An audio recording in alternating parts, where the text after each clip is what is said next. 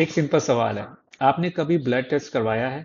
Doctor ने बोला है सब नॉर्मल है, लेकिन आपको अंदर से लगता है फिर भी एनर्जी क्यों लो है, बैकबोन क्यों है, इम्यूनिटी वीक क्यों है।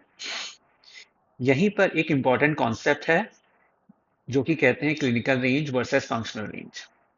क्लिनिकल रेंज क्या होती है? ये वो रेंज है जो डिजीज को डिटेक्ट डिटेक्ट करने के लिए बनाई गई थी। मतलब आप इतने डेफिशिएंट हो गए हो कि अब डिजीज डायग्नोस हो सके। एग्जाम्पल से समझते हैं। जब विटामिन डी के स्टैंडर्ड्स बनाए गए थे, फोकस था कि सीवियर बोन डिजीज अवॉइड करना, जैसे रिकेट्स। लेकिन आज हम जानते हैं कि विटामिन डी सिर्फ बोन्स के लिए नहीं है।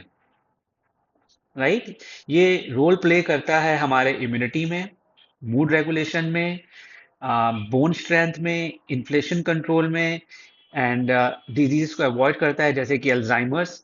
तो अगर आपका विटामिन डी 30 है या 32 है और रिपोर्ट में लिखा है नॉर्मल, मतलब आपको रिकट्स नहीं होगा।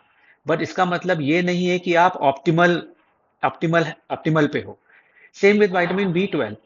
अगर आपका विटामिन बी 12 230 है, 280 है, 300 है, रिपोर्ट बोल सकती है नॉर्मल, बट आपको आपको क्या पता है विटामिन बी से brain fogness, tingling, fatigue, mood swings क्यों होते हैं? Because this is not at the optimal level. क्योंकि आपकी बॉडी को बस मिनिमम फ्यूल दे रहे हो। इसको ऐसे समझो, अगर गाड़ी में पेट्रोल बिल्कुल रेड लाइन पे है, तो गाड़ी तो चल रही है स्मूथ, लेकिन क्या वो कितनी देर तक चलेगी?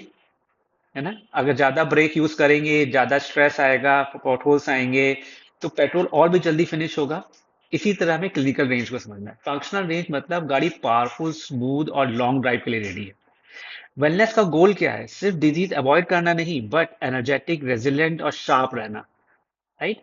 सो नेक्स्ट टाइम से जब अपना रिपोर्ट कराओ उसमें नॉर्मल आए, don't ask yourself what is the functional range of this parameter. Is 230 is okay, or I should be aspiring for 600 or 700 when it comes to vitamin B12.